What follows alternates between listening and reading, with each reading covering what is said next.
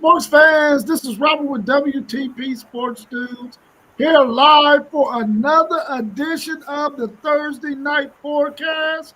We got our man Mossberg of Level Up Sports 10 in the house with us tonight. How you feeling, Mossberg? Pretty good, man. Ready for another Thursday night banger, as we call them, and just excited. This is the birthday weekend for me, man. Birthday is next Wednesday, and I guess this is the kickoff to the weekend. A lot of things planned. Hopefully, me and post game can see each other for the first time and shake each other's hand and formally meet outside of these screens because I'll be in South Bend, Indiana, with the North Carolina State Notre Dame game. Shout out to little bro.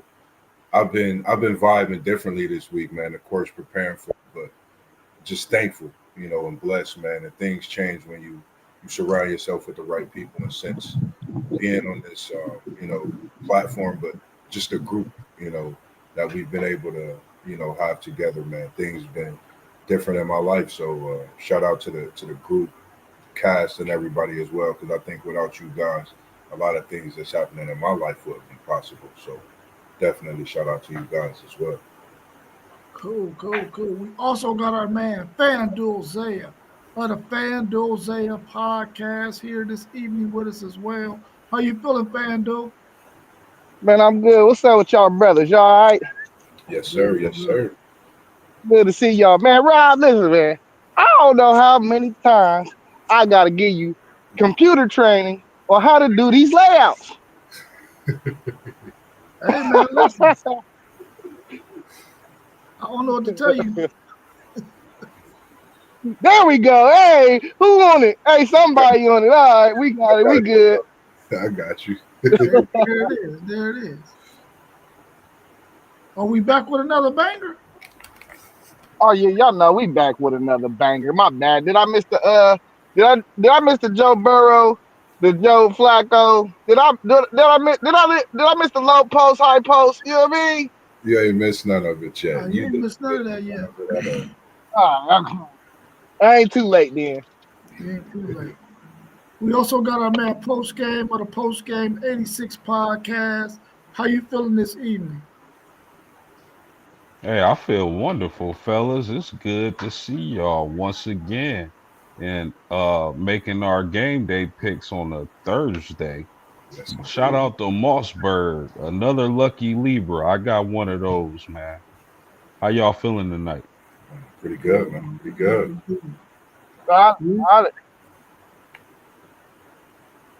We also got our man SCC Sean in the house with us. We got a big game coming up this weekend. How you feeling this evening? Feeling good. Been doing what we do. Checking out things, looking at different matchups, looking at angles I need, watching this team in Arkansas, man. I'm curious what they gonna look like under Bobby P. I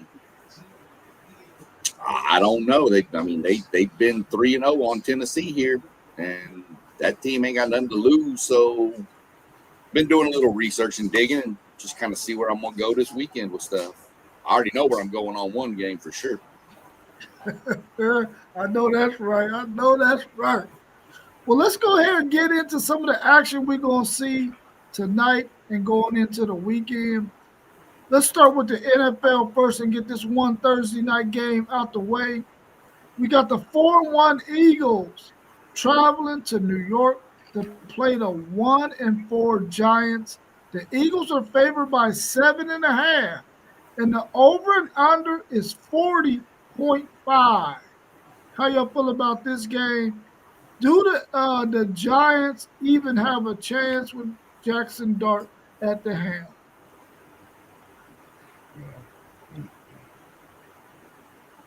Jackson Man, Dart. I like Jackson Dart. Go ahead, Moss. Nah, I was about to listen to you. I was about to say I feel the same way you. I like Jackson Dart. I think the Giants definitely have a chance at home, man. Like, I don't know what it is. I know Saquon Barkley being an ex-Giant. I have Philly in a close one, but I'm not going to say New York can't upset them at home because Jackson Dart brings a different vibe. Even though they missing a great young stud and Malik Neighbors, Prayers for a speedy recovery on his behalf.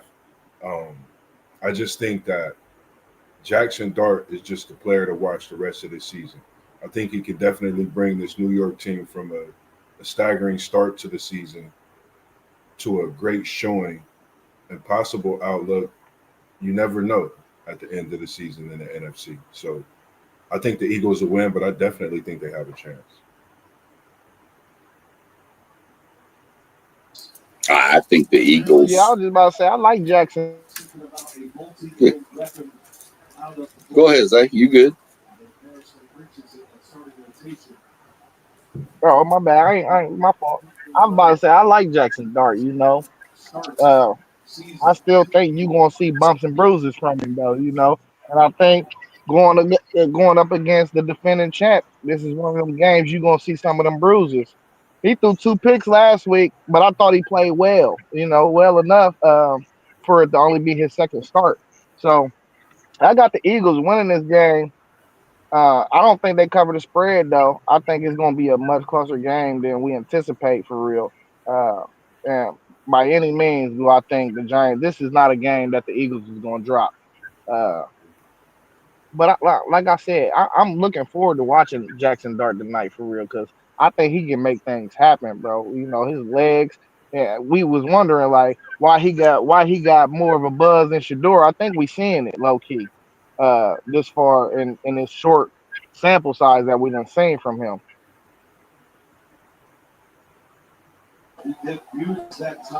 Yeah, I think the injury to Neighbors is more than what I would think maybe another person might be. I think that injury is going to limit them so much that I honestly see the Eagles winning this by 2 scores. Um, I'm not going to say that they're going to beat them and it's going to be like 40-0 or something, but I could see it where the Giants keep it close. It's that typical Giants keep it close for a half. And then I think the Eagles just kind of wear them. Jackson makes that, trying to make a play. Jackson Dart throws it down, gets a pick. Could be his pick six. Could be. I just think Dart's going to make a mistake at the end. And it's not on the kid. I mean, he's a rookie, second, third game starting. And you're going against the defending Super Bowl champions. I just think Philly's going to pull away at the end of the game and win. I'd probably take Philly to cover and the over in this game. Um, are the Giants playing? Can y'all hear me? Yeah, you good. You good. Okay. Are the Giants playing Philadelphia at the right time? A lot of times it's not, are you a better team? Um, a lot of times it's, are you playing a certain team at the right time? Um, as y'all might know, the Eagles have been having player only meetings this week. AJ Brown being salty about not getting the ball like a true number one wide receiver that he is. Yeah. It could be the squeaky wheel game for him. But I'm not going to go there. I think Philadelphia is a Super Bowl contender once again. I do not like the rushing output of Saquon Barkley, even though this is a revenge game for him. I just think they need to get him going. I think they will set that running game back up this week or tonight.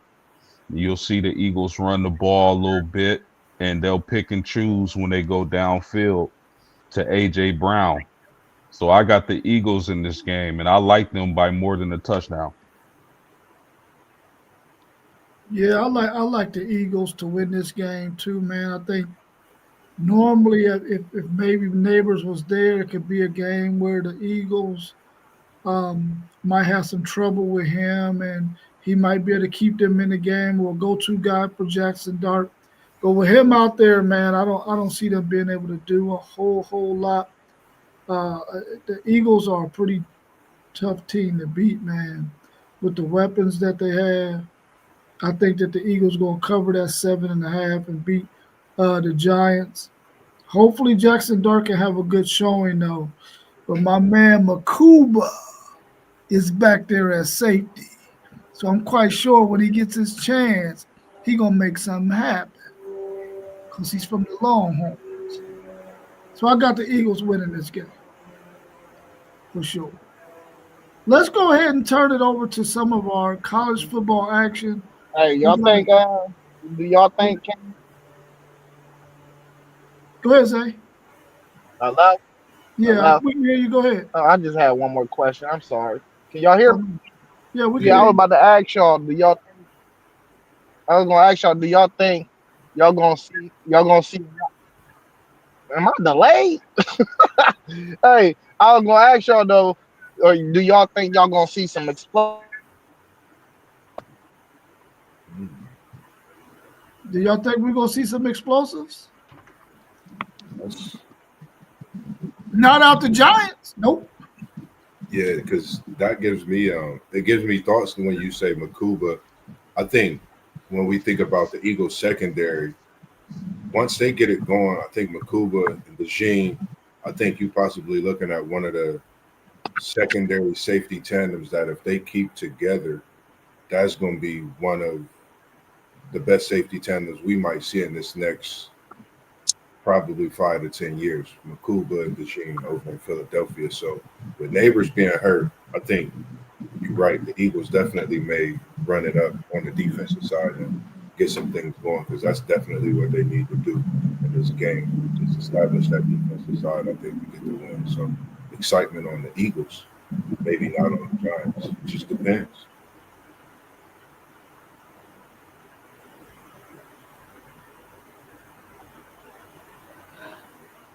Is he still there? Anybody else thinking it's gonna be some explosion today? I think you do, and believe it or not, I think the Giants have a few in them. I think Dart rolling around, scrambling around. Are they going to lead explosive plays to touchdowns? I don't know, but are they going to be explosive plays by him making something happen? I could see that.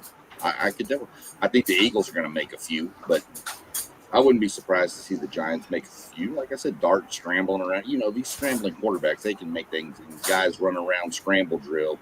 All of a sudden, you're 15 yards down the field, crossing the middle, and you're wide open, and you run for 70. So I could see it.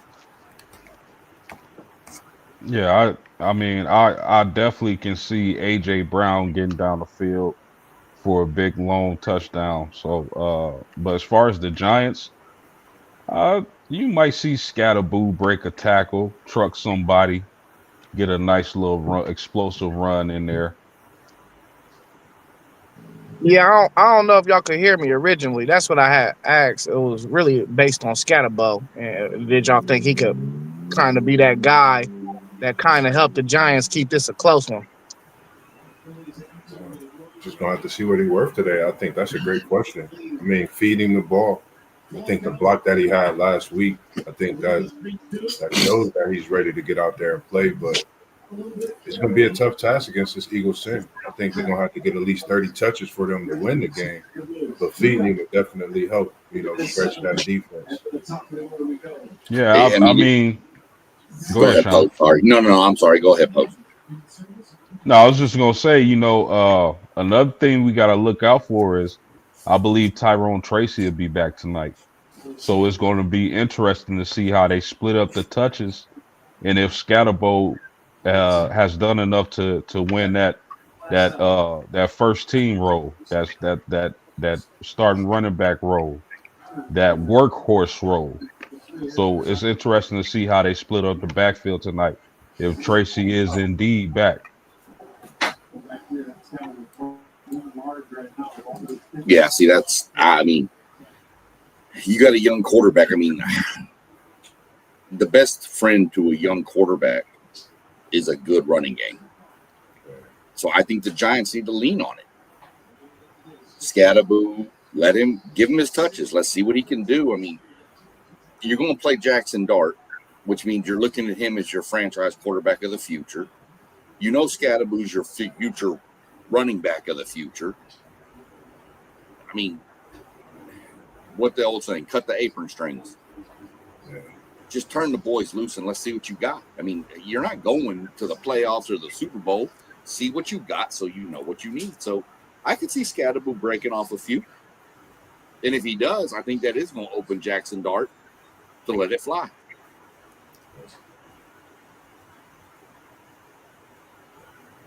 Yeah, I think this is a good game to see what they can do because they ain't got nothing to lose. They might as well try to limit Philadelphia's possessions, run the football as much as they possibly can, get themselves in some third and shorts. And if Jackson Dart has to use his legs to get a first down, he can do that. Or they can also have some rub routes that they can run to keep the chains moving. And then eventually, if they get Philadelphia cheating up to try to stop that run, they can throw it over their head. It's definitely possible. And it's definitely one heck of a good game plan if they plan on trying to be in this game. That's a good formula for success for sure. So it could possibly happen. I didn't think about all of those variables until I heard all of y'all talk. So now, I mean, they could possibly go over Philadelphia's head, man, if they can get that run game going. You got anything to add to that, FanDuel? No, I'm good. I'm good. We can move. All right, cool. Well, let's look at this very, very important group of six game. We got number 24, South Florida, traveling to North Texas, who's favored in this game by 1.5. When in the heck have you ever seen North Texas favored in a game? Well, you're going to see it right now. The over and under is 66.5. North Texas is favored over a team that beat Florida and beat Boise State. That South Florida team. What's your thoughts on this game? And will this team be the front runner? The odds-on favorite to win that group of six bid to make it to the college football playoffs. Winner of this game definitely has the inside track in my mind. North Texas is my pick to win the group of six. I think they win this game.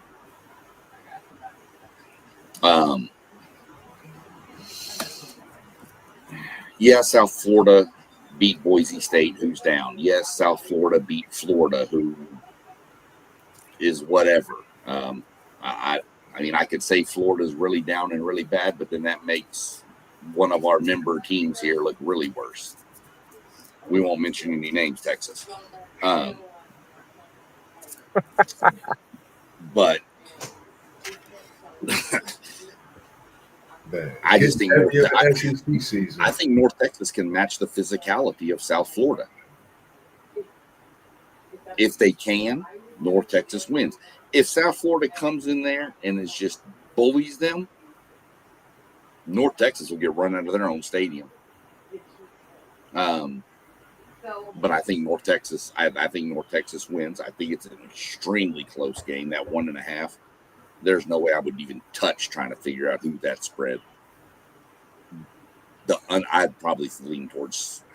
I say the under, but I think it depends. If North Texas jumps on top of South Florida, this game could get 50-50. This could be one of those over 100-point scoring games.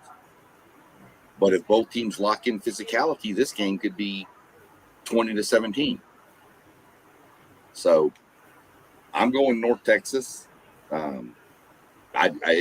If I'm putting money on this game on a betting map, I'm going straight money line North Texas, and I probably wouldn't even touch this game, to be honest with you.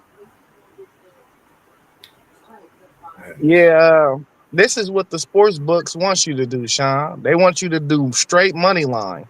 That's why it's 1.5. And Right.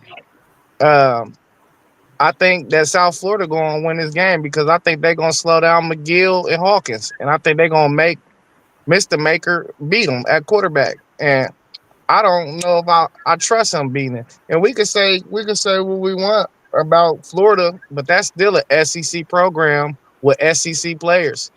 And North Texas hasn't played nobody on that caliber this year. So I'm going South Florida all day. I love that they went into the swamp and proved to me that they can go into SEC country and win. So you have no faith in Army being any good at all. Army isn't any good at all. Well, that's the most physical team that North Texas has played, and they shoved them around. I get your point. I'm not arguing. Hey, we all got our opinions here. That would be my rebuttal to that. Oh, I ain't tripping. I heard. Maybe because you and I got to argue, or else this just ain't fun. I'm always down, SEC, Sean. I know you are. That's why. I don't know what it is about Miguel and Hawkins. I like the two-back tandem. And the messmaker, he haven't thrown no interceptions. He got 11 touchdowns, no interceptions. That's tough to go against at home. So we know he's ready for the game. But I like what you say, Zay. When you say South Florida been battle tested, you just don't go to the swamp and get a win. That's a big win. So, with Texas, North Texas come out and play, much better than you would see in the swamp, within Florida play. But the question is, will they take care of home field advantage in this game, unlike Florida did? That's my question. And I'm going to take North Texas. I know we was talking about it in the chat. I like Messmaker not having no mistakes, even though it's possible to have them in this type of game, this type of battle. But I'm going to still go with North Texas. Miguel, Hawkins, I think they get loose in this game, and I think they get physical with South Florida and send them back to Florida and let them know Texas is where football really at. Just, my thoughts on that. Real quick before y'all jump in, I'm going to give you a little insight here. It'll be very curious on the home field advantage. North Texas has had a few games at home this year where they've had less fans than the Tampa Bay Rays in baseball. Wow. I'm talking, bro. I've seen pictures on Twitters where there have been like maybe 300 people in the stands, not counting the band. Yeah. What? Yeah, it's there's you can get on Twitter and look up North Texas, and it is brutal. Now,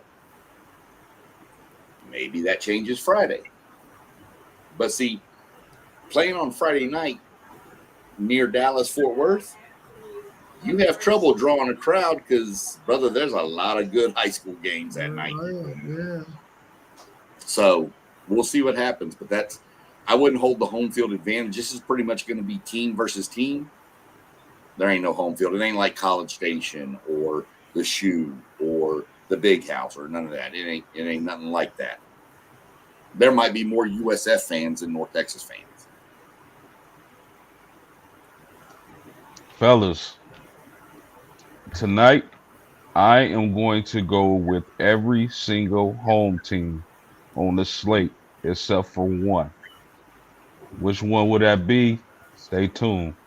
But last week I picked I myself along with SEC Sean, I picked North Texas. I like South Florida. I like the physicality of their quarterback. I like the fact that they went to Florida and got the dub. But it's just something about this North Texas team that I like. I love their offense. Their coach is going to get a lot of offers after this season. So I'll be surprised if he still remains at North Texas after this season. I like Moss said, I love their quarterback. Both running backs got over 300 yards. This is going to be a physical game, but I'm sticking with my pick. Give me North Texas.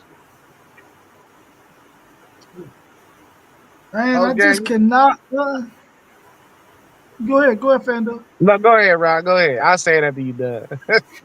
I just cannot unsee North Texas being a doormat for all the teams in Texas. Man, they were doormats for years. I can't unsee that. Every Texas team that played them was thumping them. They were tune-ups. They were the games that we would be like, man, y'all play some bombs. And they think that they could possibly make the college football freaking playoffs, bro.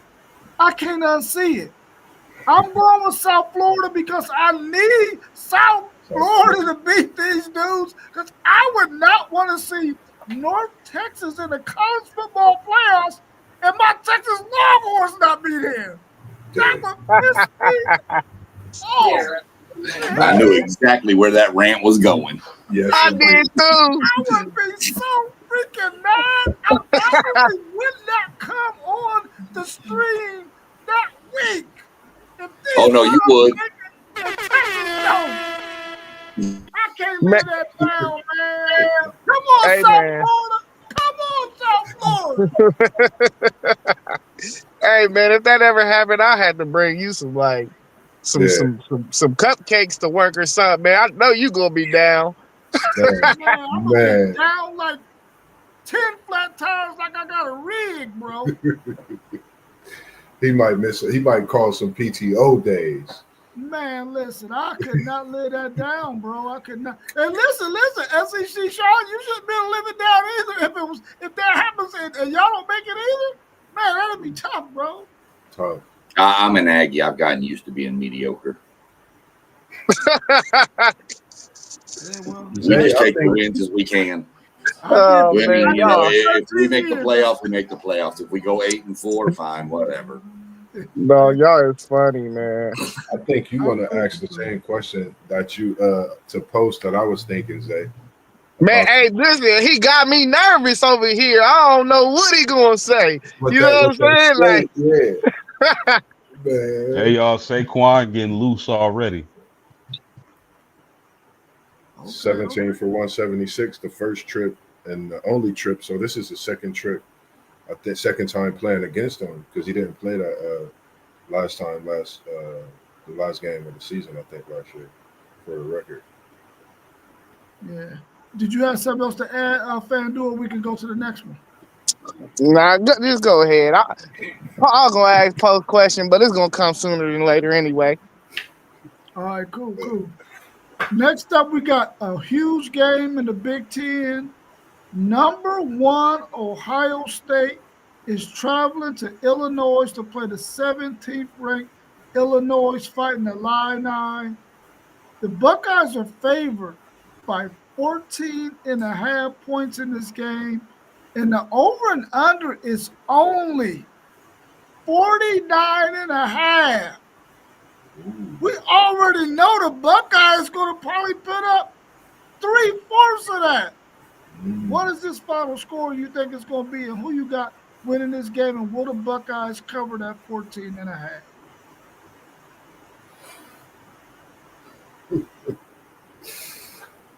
Look, I'll jump on this because I know y'all are more Ohio State than I am, but Indiana beat Illinois 63-10, right?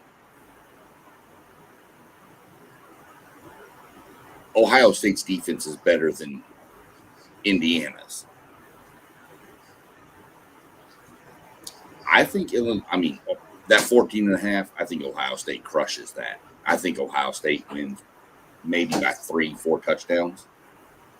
I'm looking at somewhere along the lines of Ohio State 48, Illinois 7.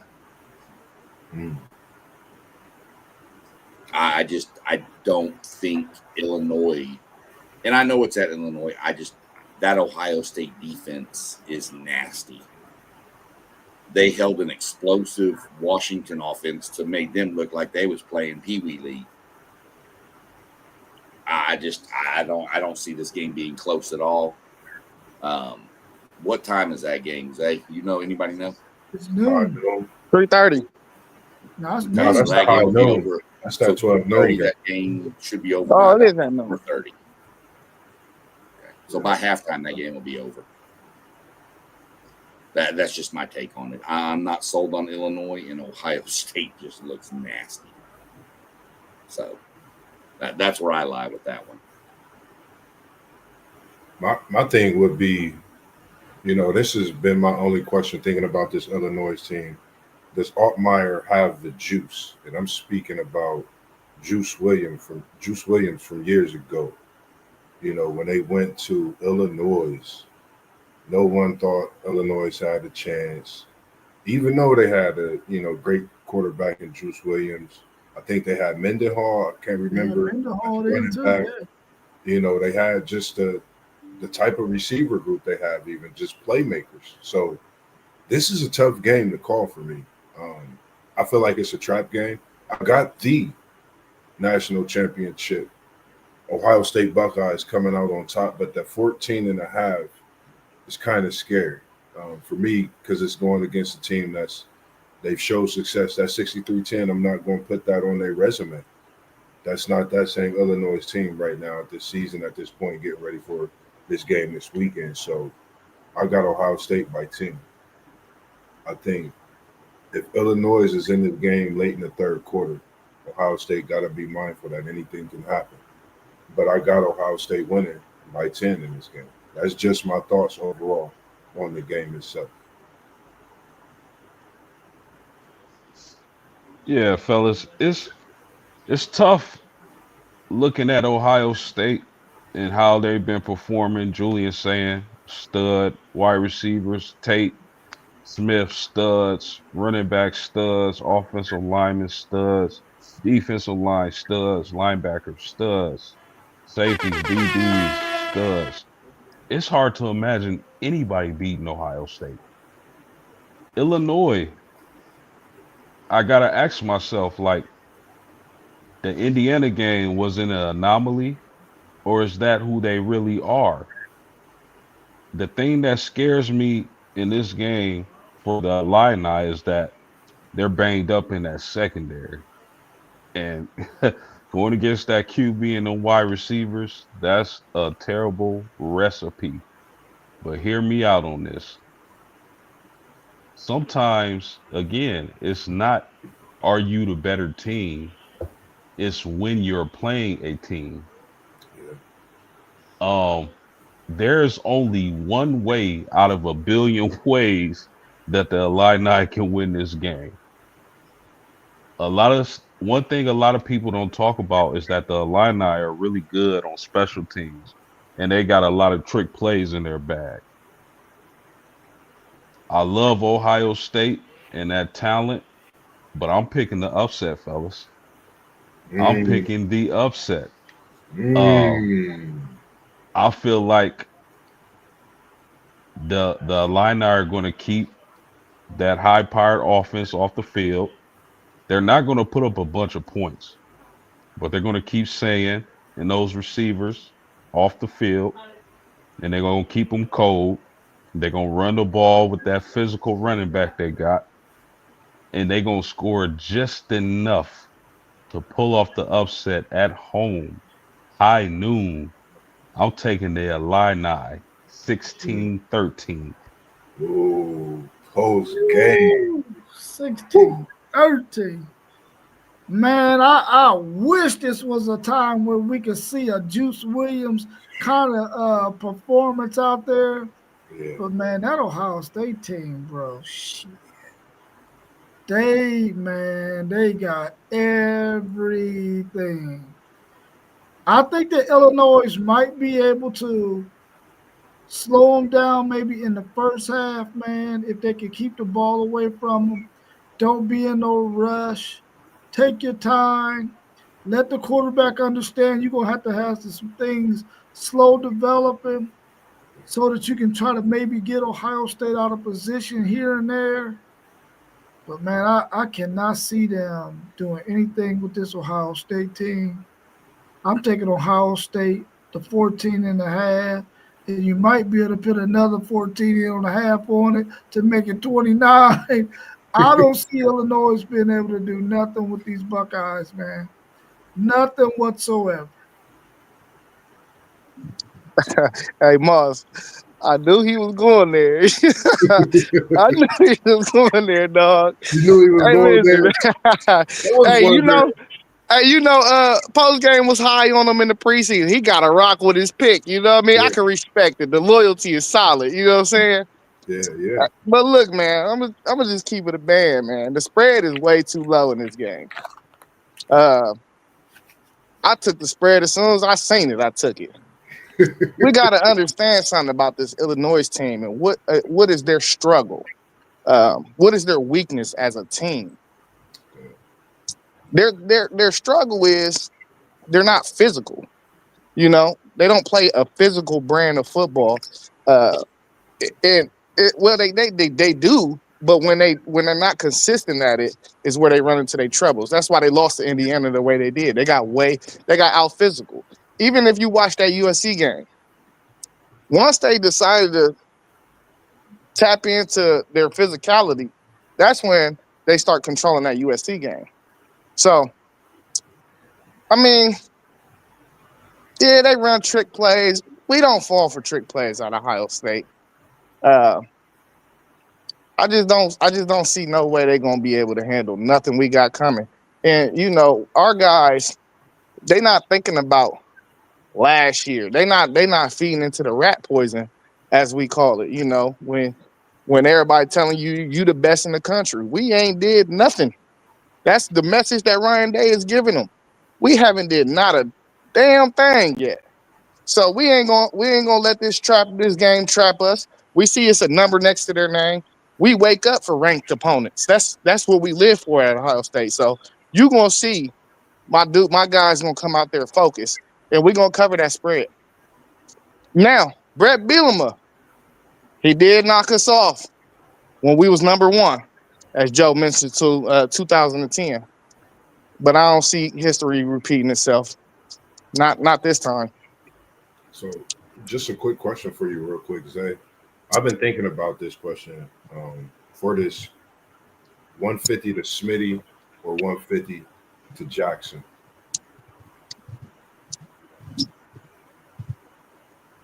You said what? 150 for Jackson or 150 for Smitty from O Block 4? Which one you think? Man, listen, I'm to the point where honestly I don't even care about the stats because I sent y'all a video of when we ran a fake we ran a fake reverse and it was 5 defenders running after Jeremiah Smith and we threw a bomb to Tate. You just don't know what the game plan is going to be for other teams because it's so much you got to account for. So it's going to be anybody's game any given Saturday. It's going, and one day it's going to be Smitty. One day it's going to be Carnell. The next time it's going to be Bo. You know, it's going to be somebody different because we got to see how you going to play us. Zay, my brother, I hear you, man, and trust me, I'm picking with my heart and not my head on this. So I could be totally wrong.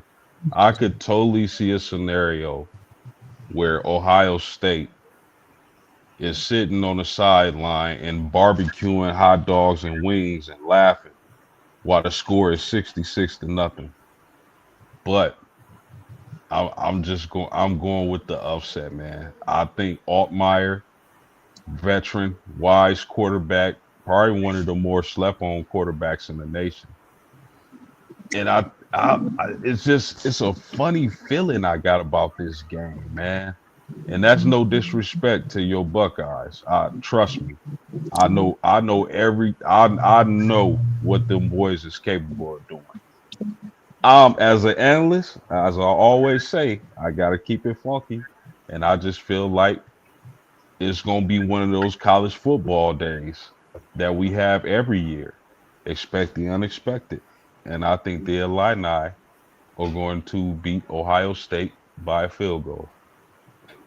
Hey, I ain't got no problem with it, Poe. You know, I think my guys need to be tuned into the show and hear you say that, so they can go even harder. You know what I mean?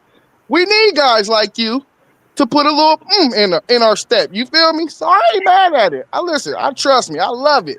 But my final score, I got 35-6 Buckeyes. See, that's why I keep trying to pump up the Buckeyes really hard, so hoping they'll hear it, and then maybe they'll slip up somewhere. Jackson Dart with a rushing touchdown, y'all. Did he really?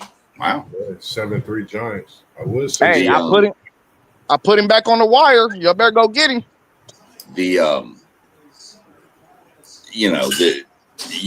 You're right, Post. I mean, there's games every weekend that make you go, what did I just see? Yeah. Like UCLA beating Penn State. Like USF beating Florida. Those are things that that's the that's the that's college football we live in right now. Yeah, that's for sure. So yeah, Illinois could bite Ohio State. I just think Ryan Day's got that team locked in right now, and that defense is damn nasty. Yeah, for sure, for sure. Well, let's look at this next matchup.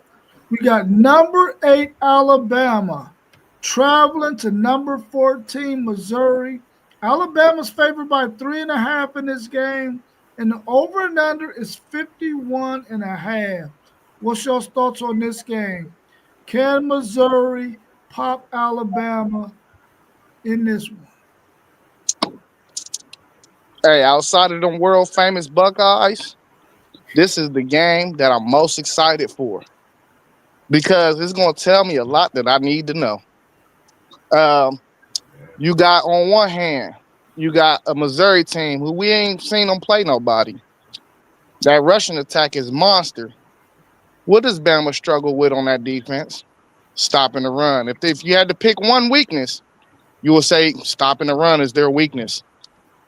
Bama, that offense, that run game, it picked up a little bit, but it's a weakness. I think it's ranked in the hundreds. It's only like 150 something programs. It's ranked in the hundreds right now. What does Missouri do good on defense? Post game say it every time. Style make fights, man. But we've been seeing Ty Simpson balling. That Missouri secondary got called out by their own coach. So we gonna see, and it's definitely a stylistic fight. We're gonna see which style is gonna win this week and which team is actually really better. Because when you got contrasting styles, you got to find a way to win the game. So I'm going right now. I'm leaning Missouri. Um, I'm going Missouri right now. I think they'll be able to get that running game going. I think Pabula will have a solid game, and I still want to see if Kalen DeBoer can. He don't have a road problem with Georgia, but he got a road problem everywhere else, and he on the road. And I don't have confidence in him getting his team up and ready to play on the road week in and week out. Yeah. For me, I don't know. Being an FSU fan, since seeing this Alabama team take the loss to us, man, they've been on a different road. I like this Alabama team.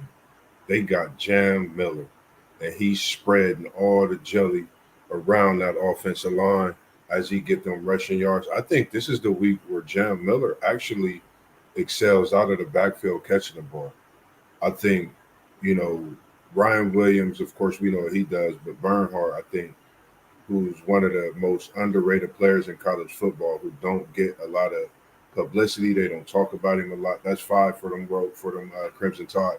I think he even has a big game. I got Alabama, but the fact that Missouri, like you said, Zay, up until this point, they really haven't played nobody. I think Alabama about to come in and roll through and give Missouri a little something they haven't had all season, man. And Alabama really gonna put us on notice. And I think Alabama, like I said, they back. I said that last week, and I'm gonna stick with it.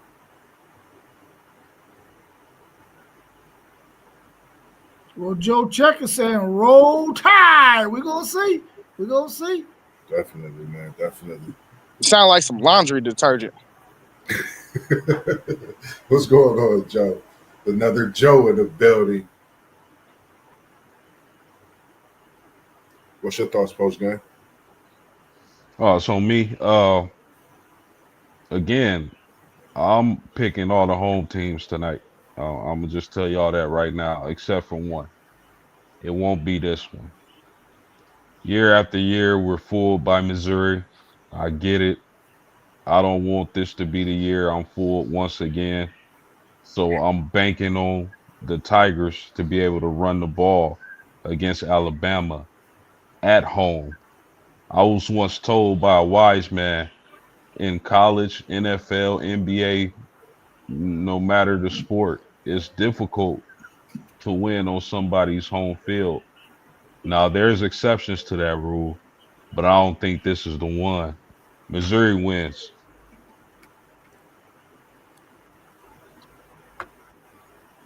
Well, if all Missouri can do is run the football, I'm quite sure Alabama can do some things to slow that thing down. But one thing I know for sure is Missouri ain't gonna be able to stop that Alabama passing game with Ty Simpson and them three amigos he got.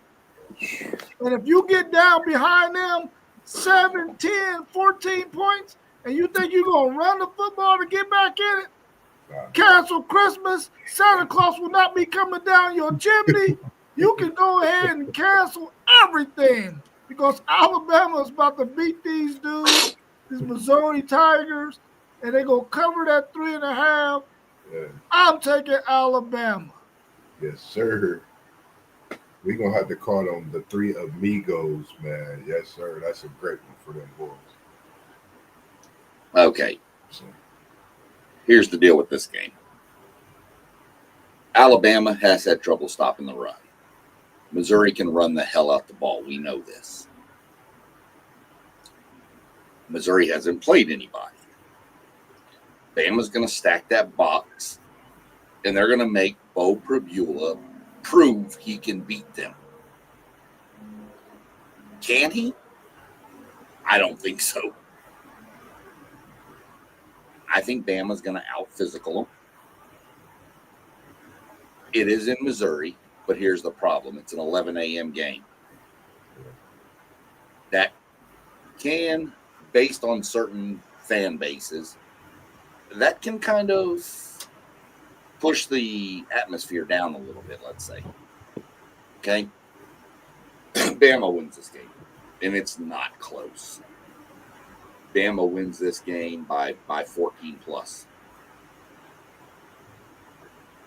Ty Simpson probably puts his name higher up on that Heisman list, to be honest with you. I think this is a game he rolls in and they just dominate. And I've got something like 35-17. Bama. I'm going to go another one. I'm going to say 42-17. Bama. Jam Miller being back makes that Bama offense even more dynamic. Yeah, definitely. Yeah, for sure. Well, let's take a look at Pitt at number 25, Florida State. Mossberg Seminoles are favored by 10.5 in this game, and the over and under is 57.5.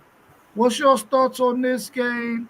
Can Mossberg's team bounce back from the loss they took last week to a really good Miami team and get back on track with their offense and their defense? What's your thoughts on this game?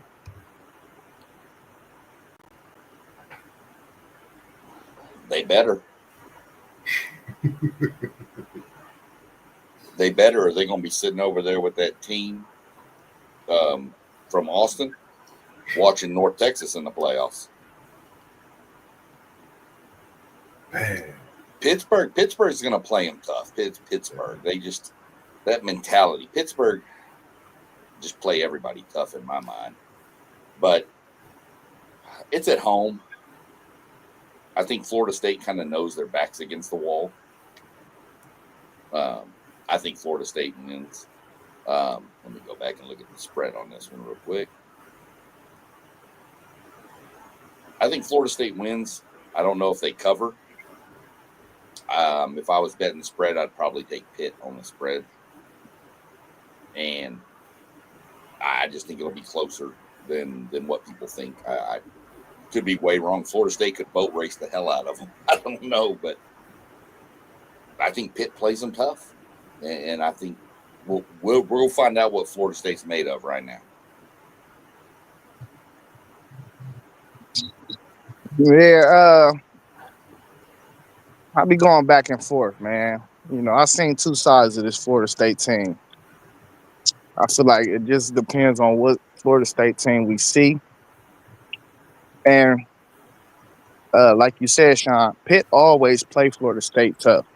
I don't know what it is. Like, they just play them tough. I know they popped them a few years ago. They popped Florida State, something crazy.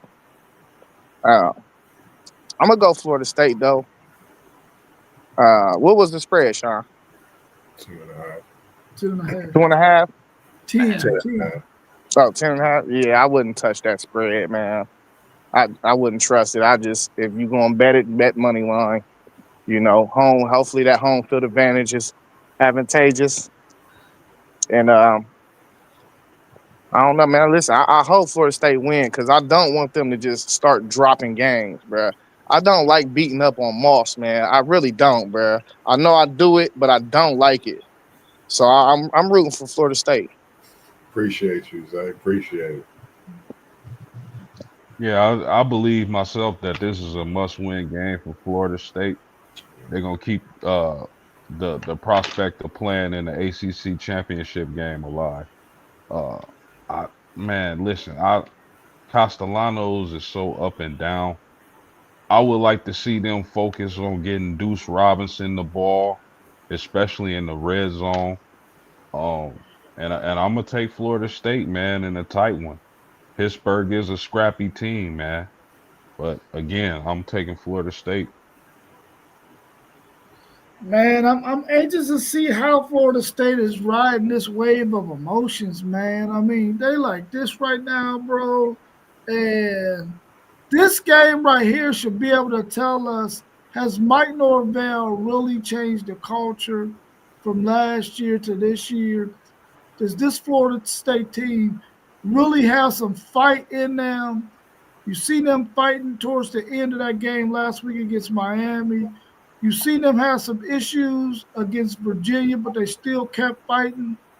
Will they come out in this game at home and really put it on Pitt, man, to really get their confidence going back in the right direction to where they can continue to win games and possibly be able to get into the ACC championship game, man? That got to be their goal. They got to feel like, listen, we might need some help, but if we handle our business, we could probably be there in the end, but we got to handle our business.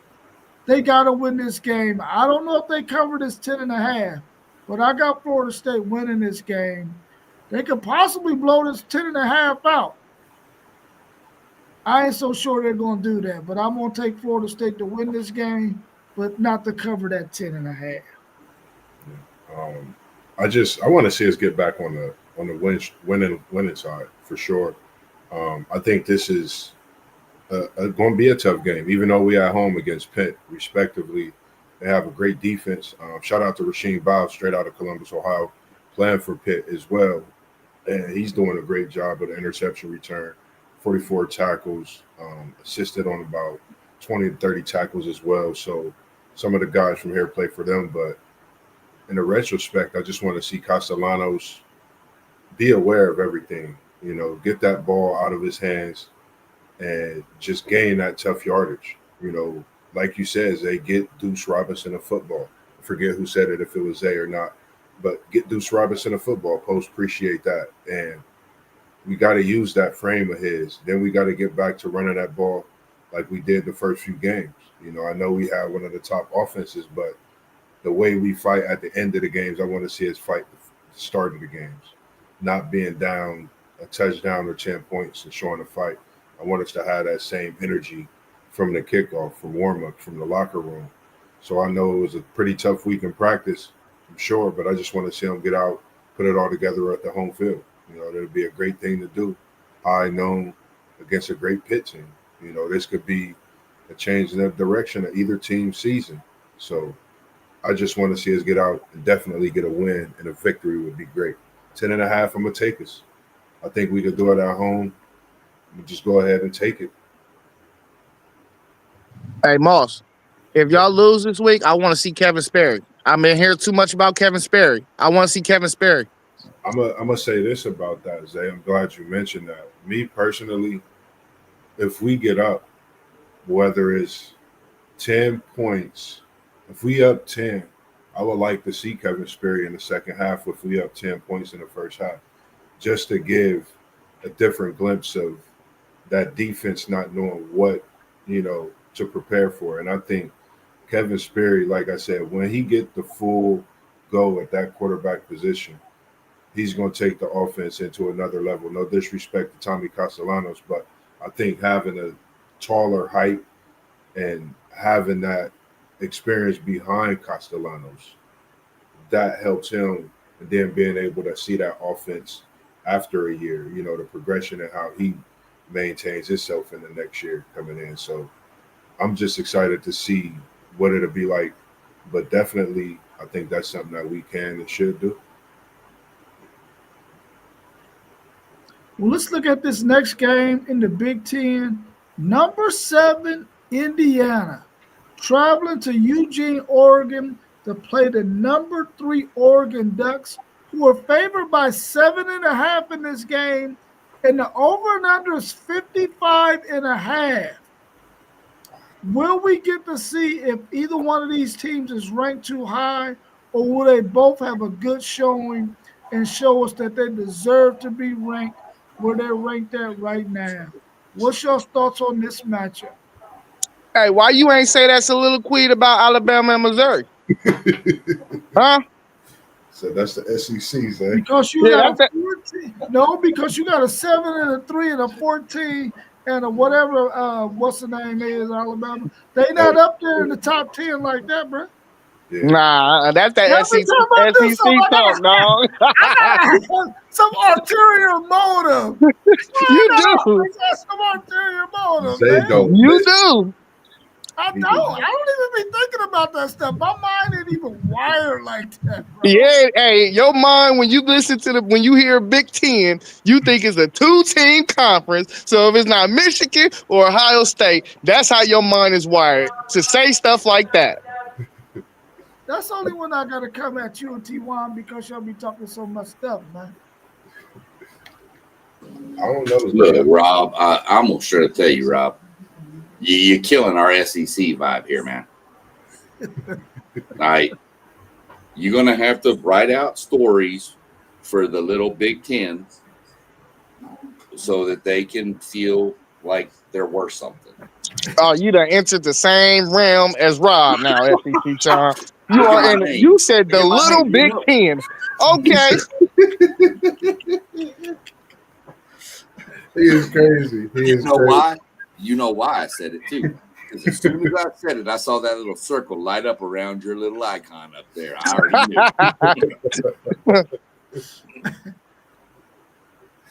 But I'm gonna jump on this one first because it's Big Ten, and I don't pay as much attention to the Big Ten. I mean, I keep up and I watch some stuff, but this is a prove-it game for both. I think it's more a prove-it game for an Indiana because it's at Oregon. Because it's at Oregon, I'd take Oregon. But I think this game is this might be a game I got to rewatch 2 or 3 times because this game could be very, very, very entertaining. This game could wind up in 3 overtimes. This game could be 63-62. I don't know what you're going to get from this. Are you going to get the Indiana team that out-physicaled Illinois and out-finessed them? Are you going to get the Oregon team that we all know Oregon, they love, their offense, whatever, blah, blah, blah. Or are you going to get the Oregon team that bodied up with Penn State on the road and won kind of a slog, I take Oregon at home. I don't know about the spread, wouldn't touch it, but I'd probably take the over for sure. I like Oregon.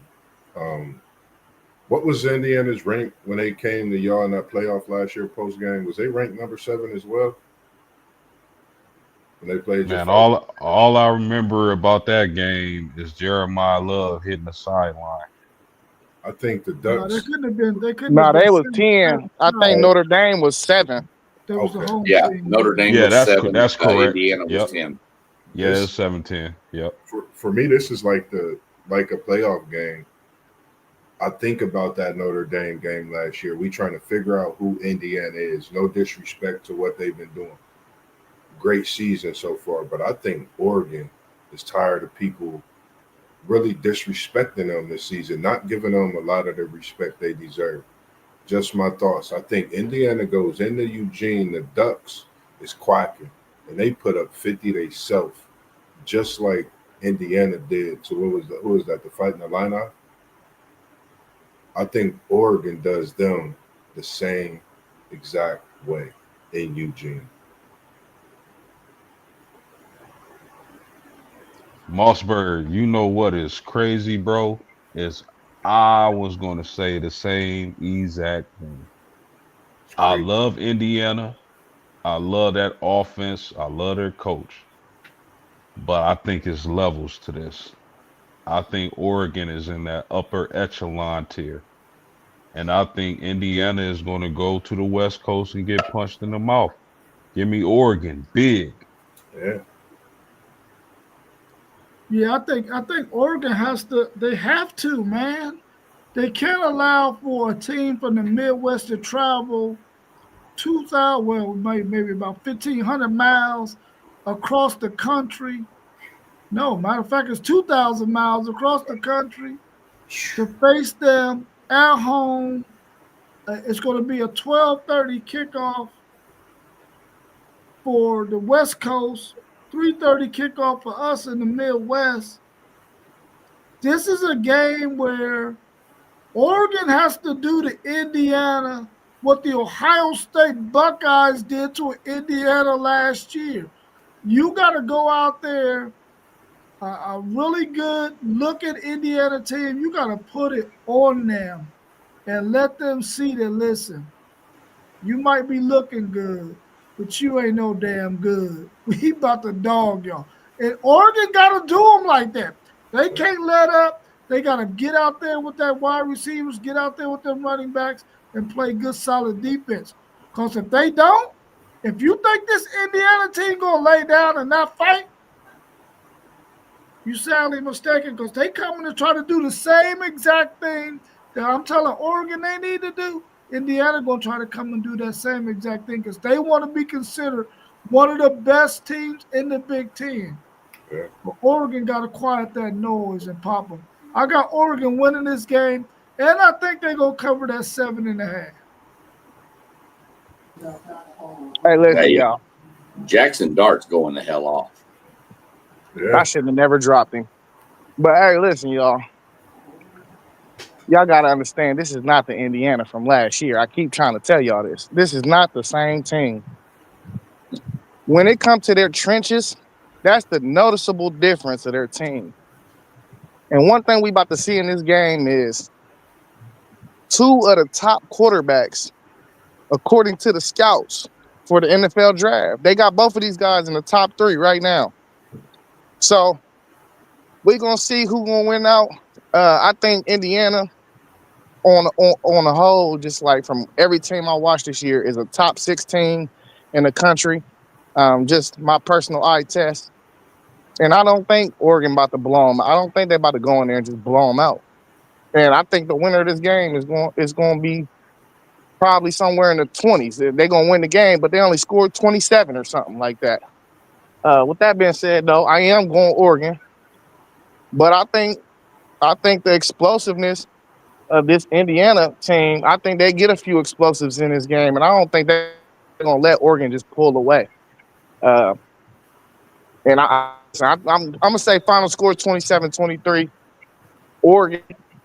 But I think like it's gonna be we're gonna come back on Sunday and we're gonna be like, man, this happened and they should have lost.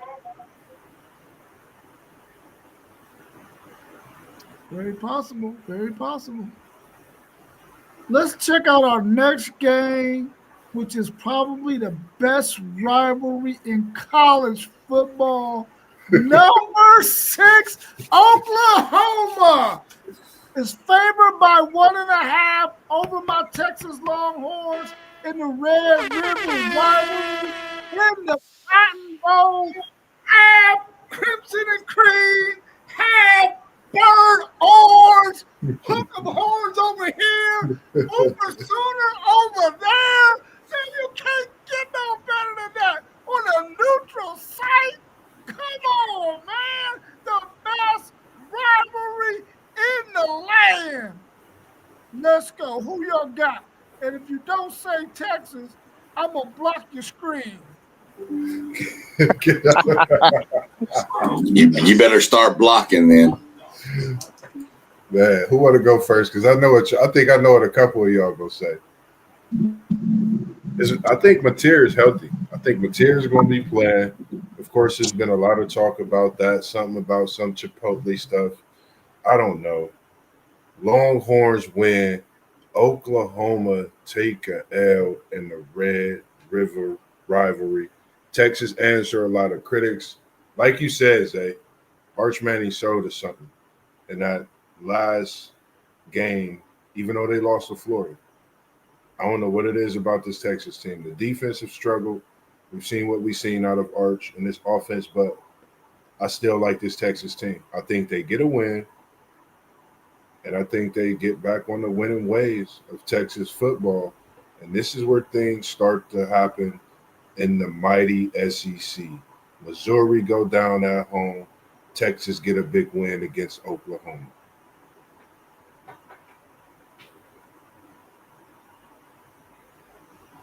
Oh wow, man, this is difficult for me to call. I'm not sure if Mateer is going to play. Um, I like that Oklahoma defensive line getting after Arch and that offensive line. I don't know how quick they can get that old line together, but I really like Oklahoma's defense. I really, really like Texas's defense. Is Mateer gonna play or not? I'm picking this game based on Mateer not playing. So I'm gonna have Texas winning at home. I think they just need a bounce back game. They're gonna be up for this game. Both teams gonna be up for this game. I do think Arch Manning is starting to come along. Texas has to run the ball in this game, and they gotta play sound defense. And I'm gonna take them at home to win. I like them by a touchdown. Hey, Rob, do y'all play this game in Jerry's World every year? It's not Jerry's World. It's not. It's in Dallas, but it's not at Jerry's World. It's at the Cotton Bowl. At the state fair. Oh, okay. Yeah.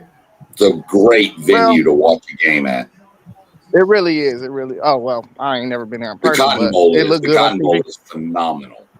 Breaking news. Yeah, it looked good on TV for sure. He updated the But man, probable listen. 26 Hold on, minutes. what's go up? ahead. Hold on. Mateer What's up? updated the probable 26 minutes ago. Mateer ain't playing. I think he's gonna Hey, try listen. to play. Like, I think Texas loses game with or without Mateer. mhm. I'm saying like that offensive line is not good, bro. I keep telling y'all that. This Oklahoma front is nice. It's one of the better fronts in the SEC. They're going to control the whole game. I'm sorry, don't block me, no. I ain't gonna block you. Hey, that's the only really weakness for real Texas really got. Like Arch ain't bad. Like you feel me? If they had a really good line, they will be able to hide Arch's deficiencies. They just don't have a good line.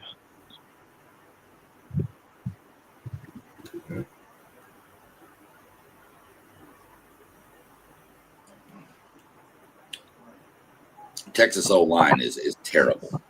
Yeah, I thought I dropped the mic on y'all. Like, just y'all quiet. Oklahoma's O line ain't great. This is a battle of probably two of the worst 5 offensive lines in the SEC. Both of them have good defenses. This game's hard for me. I really don't know. I don't think it matters. Mateer, Hawkins, don't care. Don't care who the quarterback is for OU. I think whoever the quarterback is for OU and whoever the quarterback is for Texas are going to be running so much trying to figure out what to do that it's going to come down to your receiving core, your backs out of the backfield, which team, if any, can run the ball, because neither one of them have really been able to. I like Texas receivers better than Oklahoma's.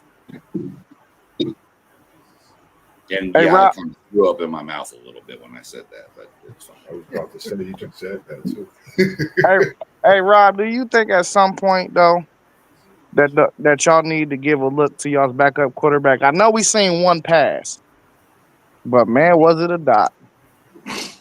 No, Nope. Why? Because it's a Manning?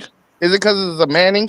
No, no. Simply because he gives us don't have the mobility. chance to win. If we can keep him, he's at a point now where if we can just keep the pressure off of him, he can throw some dimes. He can throw some dimes. The last two games, you've seen him throw some really good balls, some under pressure, some when he wasn't under pressure. But when he's under pressure, that's when he misses some of his reads because he reads a little bit slow sometimes. But if he can just get enough time back there, they might have to go and leave a tight end in the block sometimes. Throw some short games, some screens.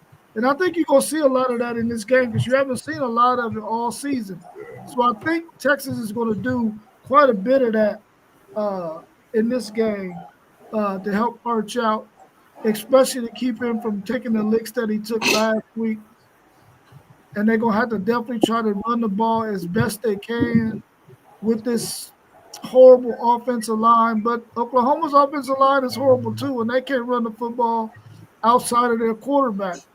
So with two of the worst offensive lines in the SEC, you're gonna probably see the defenses dominate. It might come down to special teams.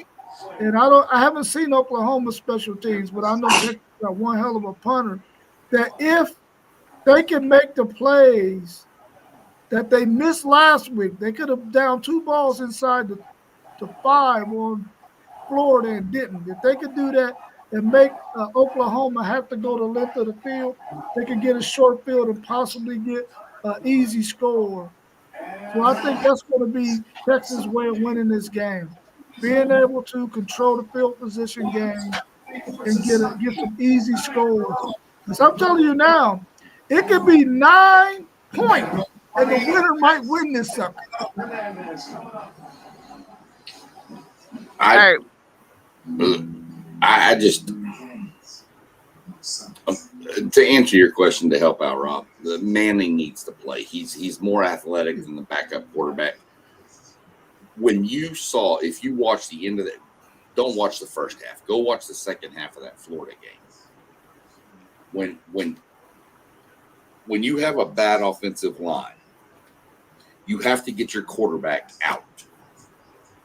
Arch, when he started rolling out, getting outside of the pocket, away from that pass rush from Florida, he was dropping them down the field.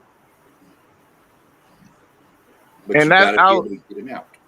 and I was gonna say, I've only seen Arch play good when his back is against the wall, not when he needs to and you trying to jump out on people. I don't know why I'm seeing it like that, but like if the game is a tie game, I think he's a different quarterback when he's trying to come back from behind. It's like he stopped thinking and pressing so much. All right, I'm going to give my prediction on this game, and it's based on one simple stat. Steve Sarkisian is 5-18 against ranked opponents. Told you, Rob. He don't win big games. I told you. He's not good. I don't know what he Steve did at Sarkisian. Washington and USC. I'm talking about Texas. That's his whole career. Steve Sarkisian is known for having a good first or second year in a program and then falling back to Sunbelt Billy over there in Florida. 7-5, 8-4. That's what Sark is. Everybody figures out that offense. He doesn't ever change. This is what I'm going to do. I like the Texas talent. I know a lot of those kids. There is so much damn talent on that Texas roster. I think this Oklahoma team is different.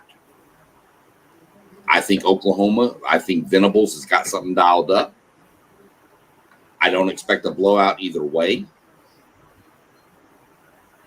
But I think Oklahoma beats Texas. Oklahoma knows that if they beat Texas, they eliminate Texas from the playoff. They're going to do everything they can to make that happen because that would make nothing but that little state north of Texas happy. That whole state might shut down for a week. Yeah. So I think Oklahoma wins. I think it's very close, but I think it comes down to field position, and I think Oklahoma pulls it out at the end. And I'm not saying that because I'm an Aggie and I hate the University of Texas. That's just how I feel. I mean, respectable. What's your thoughts on North Carolina State traveling to South Bend to play post games number 16 ranked Notre Dame Fighting Irish, who's favored by 22 and a half? That's a lot of points, bro.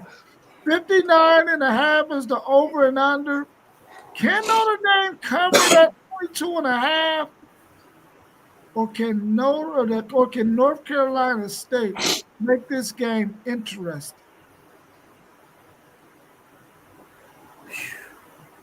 This is going to be my first college football game in my life. I can't wait to get there. I hope Jeremiah Love get a lot of love. I just can't wait to see these golden helmets. It's going to be great to be there with my brother who's an Irish fan. I'm going to definitely do some live footage, but I'm looking forward for Notre Dame to put a foot up in these Wolfpack, man. Nothing against North Carolina State. I think they're going to come out and definitely give Notre Dame a challenge. They're not a soft team.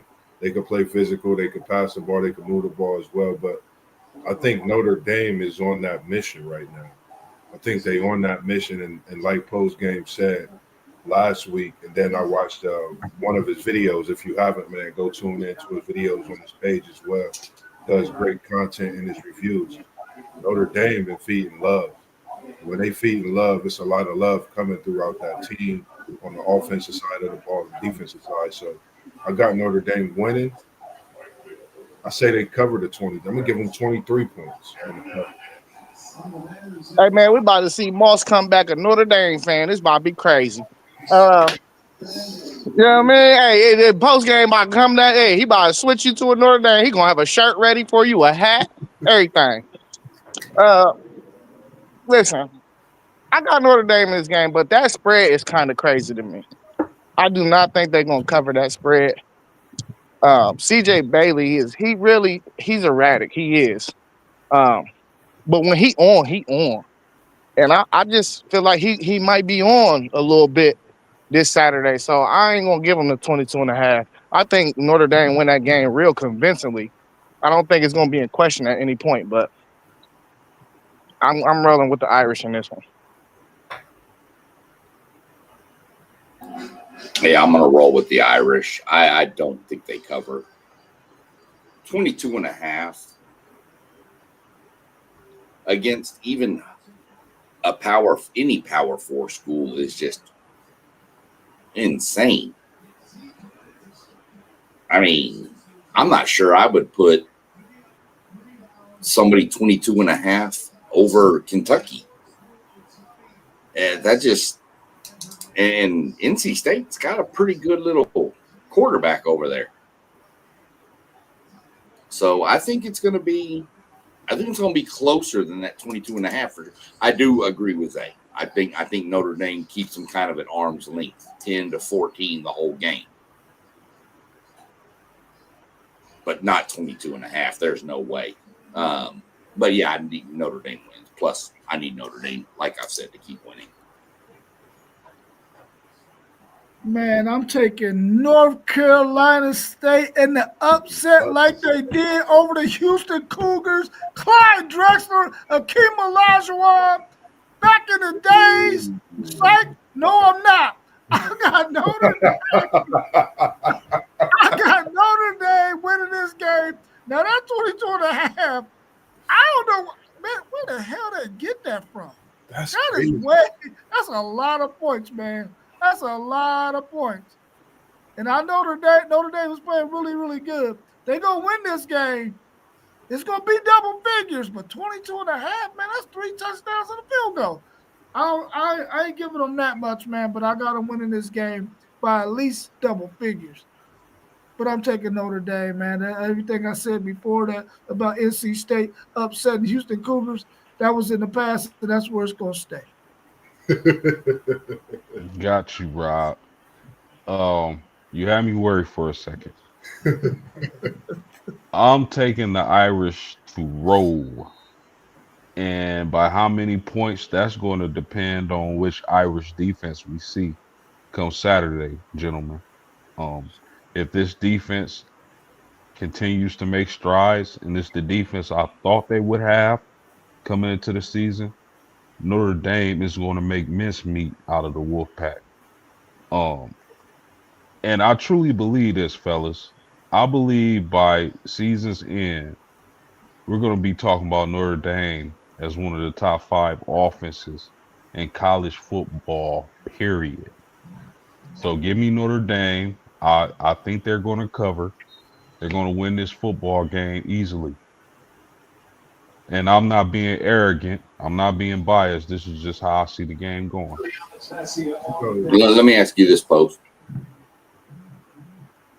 Have you seen two defenses turn it around more than A&M and Notre Dame since that game? Okay.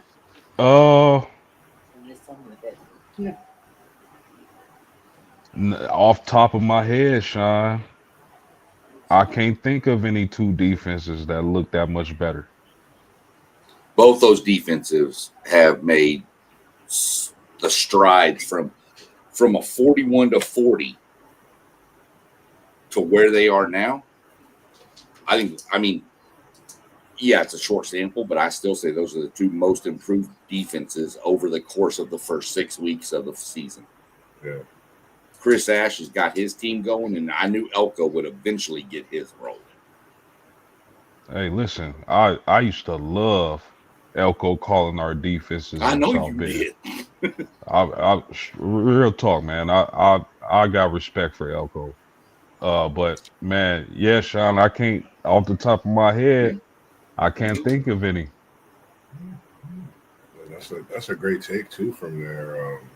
You had me thinking like it's really no teams, and to be talking about the way we talk about both of you guys' teams after that type of game for Notre Dame to be playing the way they are at this point in the season still, progressing, and they playing without one of their top targets in Greathouse. So once he get back, I think this Notre Dame offense excels into the passing game even more. As we've been hearing about the talk of CJ Carr and how great he's been running this offense. So I think, that shout out to the coaching staff as well and what they do in preparation for the Notre Dame team to, take those early losses, but still keep pushing and be at this point. And, this could solidify another win and push towards the playoff hunt. We just don't know. And just let me put the icing on the cake on this one, Rob. Style points matter. Yeah. Notre Dame has to look impressive. When it come committee time, it's only so much we can do outside of winning, but it's how you win. I want the committee to look at Notre Dame and say, listen, I know they lost their two best against the two best teams they played, but everybody else, as the season went on and they improved, they dusted. So they just got to do that, man. Man, they lost to the two best teams they played, but those two teams are in the top 5. Right. Absolutely. And you lost by one because, let's be real, your dude couldn't handle a long snap. and I hate to say that because I know that's the worst way to look. Trust me, I've been a coach on a team and we lost a game like that. It's heartbreaking. It stabs you right in the heart. But yeah, that game between A&M and Notre Dame, hell, that might still be going on. The way those two defenses look like trash that week. Play that game again, and you might have a damn 17-10 game. No, facts. So, I don't mean to override, but Let me just. You good? All right, well, let's go to the next one. We got two more left on the slate. We got Florida traveling to number 5 Texas A&M College Station, the 12th man. The 12th man is favored by 7.5, and the over and under is 46.5. How do y'all see this game going? In Florida, do what they did last week to the Texas Longhorns and let the world know we run Texas. Or will Texas A&M show them, hold up, brother. We big brother in Texas. You beat my little brother last week. Now you got to take me on. What's happening? And that's the question, man. Is Florida going to come out and have the Aggies for gator meat, gator bait, gator for lunch and dinner? You know, everybody want to know those questions, but at home, it's tough to get a win in College Station. Sean, I'm going with your Texas A&M Aggies this week. I'm gonna take them for that touchdown. That 0.5 is tough for me. I just have to respect this Florida team. They played a game last week, even though they were at home. We just don't know what we're gonna get out of this team. And after that win, I thought about what they said last season as we ended talking about this Florida team. They could possibly be the best 6-6 team to end the season. You know, possibly 7 or 8-5. So this Florida team is still living up to a lot of talk that we had about them from last year leading into the season and up until this point. So, you know, I'm gonna go with Texas A&M in this one, but it's a tough call. You know, the over and under. Texas A&M, if they defense and offense get to it, it could be seen. But I'm gonna take the under, but I'm gonna go with the Aggies to win this one.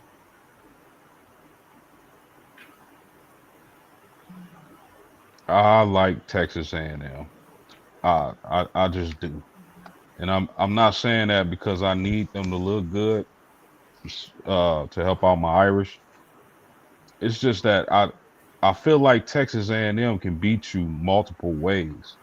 Yeah. Now Florida, they could be a team on the rise. I'm not counting them out, but you tell me Mike Elko gets a quarterback at home in that environment when defense is his specialty, and this guy has threw 5 interceptions in the game before.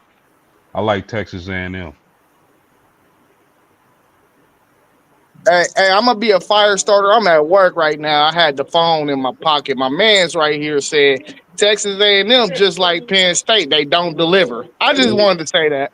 Ooh, tell him to like and subscribe and follow the He channel. already followed the channel. Like he followed the channel months back. Appreciate it. Ooh, man, that give me thoughts of making Man, an upset. this game right here, man. Oh, did you already go, Mossberg? My bad. Nah, you good. This game right here, man. The thing that I think is in Texas A&M's favor is the fact that they're not getting a wounded Florida team that maybe Texas thought they were so wounded that they didn't have no more bite in them. Texas A&M's not getting that team. They know they're going to get a team that plays really, really good defense. Really, really good defense. And I think Texas A&M will be able to capitalize on plays that Texas missed because they got a better offensive line than Texas, they got a better running game than Texas, and they got a better passing game than Texas because they got an offensive line that can protect their quarterback. And if their quarterback needs to use his legs, like you seen Arch Manning have a couple of lanes last week that he was able to take advantage of, it's going to be a different animal with this Texas A&M team because I feel like they're going to be able to capitalize on some of the plays that Texas did not. Even though Florida has a really good defense, I don't think they're going to be able to go toe to toe for 60 minutes with Texas A&M. Will they cover that 7.5? It's going to be really, really close. DJ Lagway is not 100%. There's no way that his calf is 100% healed. And I'm quite sure that Mike Elko and that defense is going to come after DJ Lagway doing something that Texas should have done. As soon as you seen he was hobbled, you should have been coming after him because he wasn't going to escape no pressure. He ain't going to escape the pressure that he's going to get on Saturday. I got Texas A&M winning this game, winning it easily, but the score ain't going to be, the differential in the score is not going to be, I don't think it's going to be that 7.5. But I think Texas A&M is going to dominate the game. Hey, listen, You man, all I'm right, going with Rob? my man. You all right, Rob? You need me to get you some heart medicine or something after saying that? No. right. Go ahead, Zay. I'm just Maybe if I lived in the state of Texas and grew up in the state of Texas as a Longhorns fan, maybe I would have a little bit more. I can't stand the Aggies, but I live in Ohio and I just don't have that in me because I wasn't down there in that environment. Yeah, I'm going. My man's convinced me, man. I'm going Florida. I think they ride their little wave. You know, Texas A&M. I just don't see them going undefeated. They got to drop one, man. You know what I mean? And it's going to be a game I feel like we don't expect them to drop. So I'm going Florida by 10. Oh shit! Yeah, I think that bye week helped Lagway out a lot. We can talk after this, whatever. What you want to put on that 10? Look, all right, here's the deal. Texas A&M does have a much better offensive line than Texas. Texas A&M runs the ball. We have a stable running back. We probably have the best running back room in the SEC. When you take Moss, Daniels, Owens, the freshman Morrow, we've run for 507 yards in the last 2 SEC games. Granted, Auburn, Mississippi State.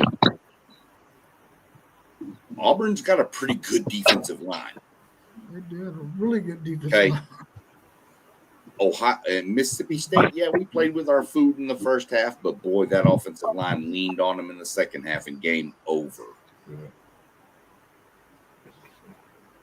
Florida is the most talented team we are going to play up to this point. As far as pure talent. No knock against Notre Dame, no knock against nobody. This is the most talented team we will play as of yet. The worst thing that happened was Florida beating Texas because it locked the Aggies in immediately. Okay, this ain't a team to play with. Had Texas gone into Florida and beat the snot out of them, you could say this would be not necessarily a trap game because we got Arkansas next, but you could say it'd be that kind of game where you could be overlooking a wounded Florida team. That's not going to happen now. Lagway is not 100%. He is injured. He's limping around, running the ball. I think our D-line is just going to eat him alive. Cassius Howell. Scooby Williams is coming back. He's he's questionable, but he'll be back. We're getting our safety back, Bryce Anderson, from the Notre Dame game. He's coming back after that neck injury, which I don't do this a lot, but man, that's all to God right there. That kid could have been paralyzed, and he's coming back to play in 3 weeks. I think our running game just leans on them. I think we lean on them. I think we control their running game, and we're going to force DJ Lagway to beat us, and I don't think he can. I could be wrong. I've been wrong before. Again, I'm used to A&M being mediocre. We do this every year. We crank it up, we get hot, and then we stumble at the end. I think this is a different A&M team. I think this is a team that can stand up and go toe-to-toe 4 quarters against anybody in the country. We've got as much talent as anybody in the country. We haven't played a full game. Defenses, like I talked with post-game a minute ago, defenses totally flipped the script. 1 of 23 in the last 2 games, the opposing third down conversions. Find me another team that has held 2 opponents to 1 of 23 and held Auburn 0 of 2 on 4th downs. This defensive line is getting after people, and they're deep. The secondary's good. I think A&M wins, and I've got it. I've been saying this all week. A&M 38, Florida 17. We're not going blackout, but we do have another little trick up our sleeves. We're going 1975 throwback. Jerseys, stadium, everything. They're apparently taking the logo out and putting the old 75 logo in the middle. They're putting the Texas Aggies, not in script, in block letters across the end zones. And we're going to the 75 jerseys. And those jerseys are tight. So I think A&M wins. Night game, Kyle Field. Which is where I'm at. I think that's the best way to have it on ESPN at night in College Station. Way to roll it back. FYI, this one baseball game thing is insane. One thing I want to say, SEC Sean, I seen y'all lose a couple games last year because of coaching. So let me throw that in there. Let's just not act like this is the greatest coach in the world and he don't never slip up. I'm not at all. No way in hell. I love Mike Elko. But I think the strength and conditioning coach is the difference. That's where my difference is. You've got the receiving coach is Holloman Wiggins from Alabama. We brought him in. We brought in the transfer receivers for him to work with. We've got a good running back coach now. Yes, Elko's the head coach. I get that. I think the strength and conditioning coach is the difference in this whole program. The game against Auburn, the game against Notre Dame, those are games A&M loses in previous years. And they found ways to win. Post said it the best. A&M can beat you in multiple ways. We can run it down your damn throat. And if you want to stack the box, we'll go over the top on you. All right. Last game we got on the slate, we got number 15 Michigan traveling to the West Coast to play the USC Trojans, who are favored, unranked, lost to Illinois, but favored by 2.5 in this game. The over and under is a whopping 57.5. Maybe there won't be much defense in this game. What's your thoughts on this one? And who y'all got? I haven't watched Michigan lately. Can somebody tell me, is Bryce Underwood started throwing the ball better? I mean, I really haven't watched him much. That's why I'm asking a genuine question. Bryce is not a bad thrower of the football. I feel like the problems he has is when he got to do tough throws. He got such a strong arm. He throw lasers, and it's like it's certain throws you just got to put touch on. And he's like still going through that. He's still throwing darts. He's still going through them little lumps with it. So, but he dynamic out there for sure. Oh yeah, no doubt. I mean, the kid's good. Don't get me wrong. I mean, my question is though, because I haven't really seen him throwing the ball. If I'm USC, do you put? If I'm Lincoln Riley, do I just put 8 guys in a box and say beat me? Yeah. I don't think it's that simple though. See, because I haven't watched enough Michigan to really put a feel on this. Be honest. Well, the reason why I'm saying it's not that simple is because USC is not physical. So that 8 in the box is not the same as you having a physical football team and you putting 8 in the box. You know what I'm saying? That's why this is a stylistic fight. I get you. That's fine. Like, I won't lie. Didn't watch a lot of Michigan. Haven't really. I at that case with what Zay's saying, I'm not really sure I have a take on this game. I would guess my take would be, is it a physical Michigan game or is it a finesse USC game? And that's what it's gonna come down to. And that's where I'd go. So I really don't have a take on this. I would probably lean Michigan because I think Michigan can make USC play that style game more than USC could make Michigan play that style game. So I probably lean Michigan, but I wouldn't even touch this game because I don't have the knowledge needed to even touch it. Yeah, this is a tough game. I'm still at a pick 'em right now with this game. I think, it's going to be a sold out Rose Bowl. That's one thing for sure. We might see 2 weeks in a row, 2 Big Ten teams getting upset in the Rose Bowl. That could be big. USC not ranked, Michigan ranked, UCLA wasn't ranked, and Penn State was ranked as high as they were. So that's something to think about in this game. And USC and Lincoln Riley is trying to get themselves back on the map in different ways. I think he got him a great quarterback that'll be a star in USC for the years to come. My thing is, what is this run game going to do? We know what it can do. What is it going to do on the road? What is this passing game going to do for Michigan? So for me, it's right now, it's a pick 'em. I might have to wait till Saturday to make my official pick. I might have to send it through the group text, but this is really a tough pick for me. I want to go with Michigan, but then it's like, man, USC might snap out of it and be at home and get that love.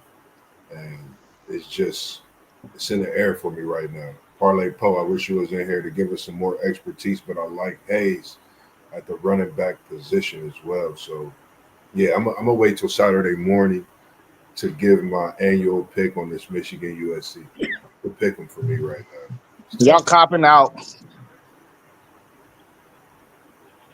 It's really tough, Zay. I think USC can get them, man. I really think they can, man.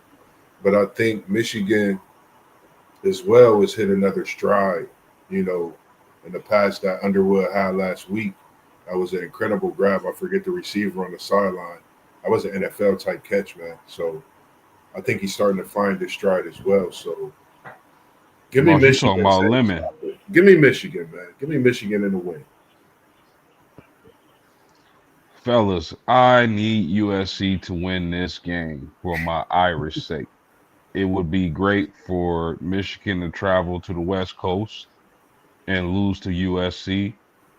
And then USC has to travel to Notre Dame next Saturday, hopefully ranked after a win. But I don't think that's going to happen. I think Justice Hayes is going to have a great day. He's going to have a day. They're going to have a tough time dealing with that Michigan running attack. So I think Michigan goes on the road and gets the job done.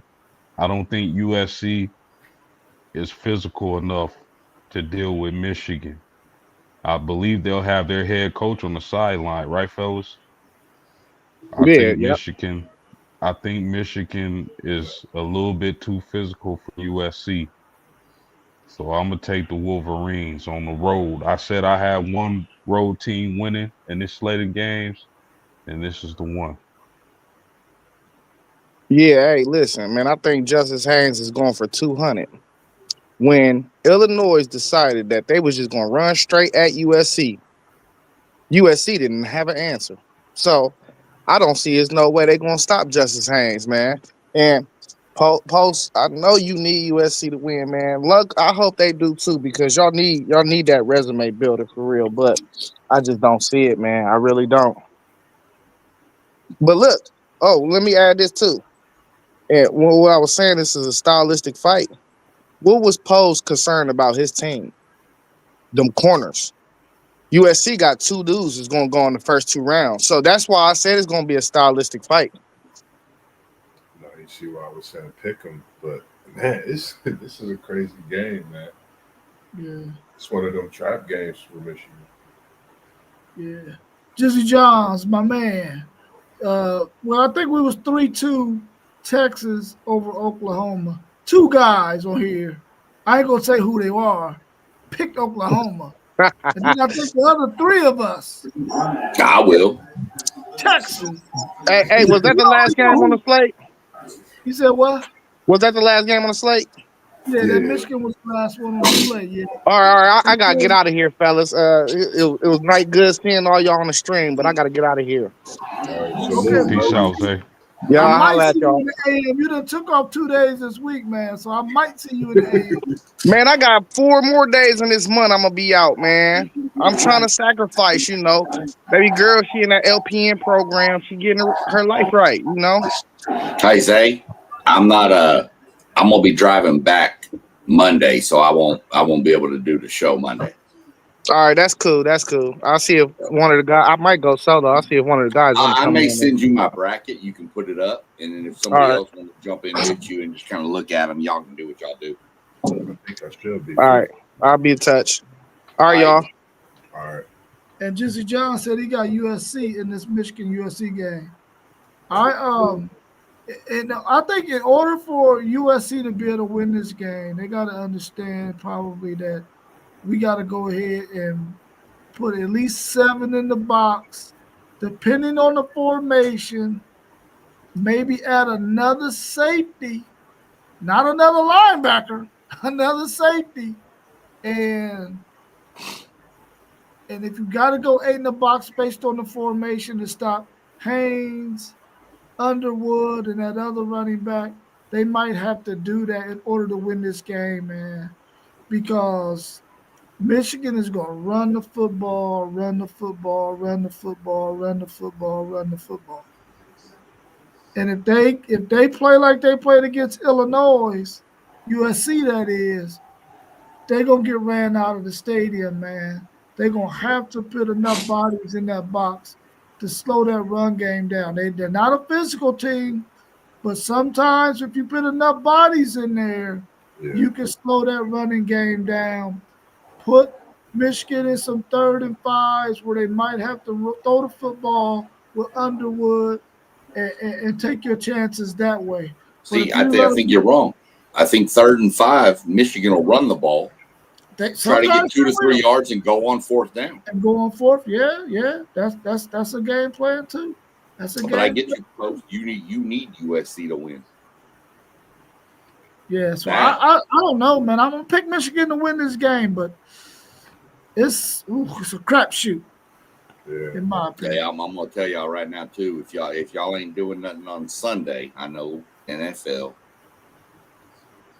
but on either USA, Peacock, or NBC, I'm not sure what channel it's on yet. It's the round of 8 kicks off for the NASCAR playoffs.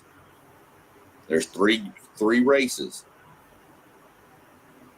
Vegas, Talladega, and Martinsville. At the end of those 3 races, the top 4 in the points go to Phoenix to race for the championship. One off. Highest finisher out of the top 4. And still there's 36 other cars on the track too.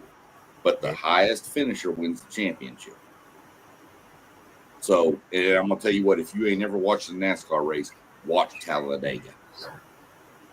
You're going to see these cats 4 wide around a racetrack at about 195 miles an hour, about 3 inches off each other, and bumping and pushing each other. Yeah, it's crazy, man. It's crazy. Yeah, for sure. I'm telling you, Talladega, you can go to NASCAR.com and watch highlights from old races. Go watch the 2023, 2024 Daytona races. You see cars flipping 13, 14, 15 times. Driver gets out, races next week. So the Kansas race, they was going like almost 200 when they slid that last 10 laps. They was going like 200 when they. That was crazy. Like you said, I've watched a few of them and I love it. So make sure you send me that text. I know I'm gonna be just getting back in, but I should be able to definitely tune into them. Just send me the text so I can make sure. If you go hit my channel, I post the races, the playoff standings, everything's sitting right there. I'm gonna go into it and see. I don't know why it looked different than some of what we got. Once we at the end of the season, I'm gonna start breaking down silly season, as we call it in NASCAR, with people moving and all this, and breaking down. And that's when I'll start breaking down, pretty much NASCAR for rookies, so you can learn and you start maybe going through that app and showing people how to do things to get free tickets and all that good stuff. But tell you what, this weekend becomes insane. They're racing in Vegas this weekend, and it's Vegas is normally pretty crazy. Yeah, it'll be a good one. So I know it's against the NFL, but Oh, nah, you if good. you're bored and you want something to just be like, what in the hell is this? I'm telling you. So, but it'll be on my channel, and I'll put some more stuff over there as we creep forward. I put one video up the other day. Yep, I watched a video the other day you put up too. Yeah, so it's up, and it kind of just kind of breaks down the basics. But we'll get more in depth as I move forward with putting videos out there and getting everybody locked in. I mean, like I said, y'all are going to be carrying this during the NBA. I'm not a big NBA guy. I'm a big baseball guy. You about to make us NASCAR friendly? Well, we're going to be talking about it. You know what? If we all got on here and talked about football all the time, this podcast would be useless for 6 months out of the year. But I don't know SEC shot. Well, I can talk football all year. Yeah. But if you can bring in basketball, baseball, hockey, NASCAR, you covered a whole year. We got something we can talk, and especially if everybody, I'm gonna throw it out there. Post game as an example, may not know anything about NASCAR, but you know what? By the end of next year, post game might be shit. I'm locked in. Let's roll. Yeah. But there may be 30 or 40 other people that start watching because. Yeah. Oh, we agree. Where I'm at. We agree. I'm gonna make sure I subscribe to you when we get off here too, Sean. Yeah, come on. Like I said, Post. When I start breaking down the app and all that stuff on that NASCAR thing, and you start realizing, I just used 500 points off my points that I've built up to win a new Xbox console with the new NASCAR 25 game coming out. Will I win it? I don't know. Yeah. But you can put 1,000 points in to get free fuel for a year from Sunoco. It is the best fan experience sport we have in the U.S. And to me, you will never change my mind on that. Cool. All right, y'all. We want to wrap it up before we get in this 2 hours and we can't process this video.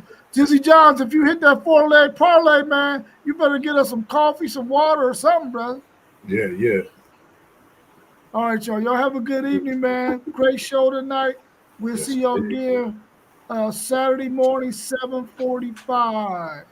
I'll catch y'all in a week. All right, cool. We'll see you soon, Sean. All right, peace. All right, y'all. Peace.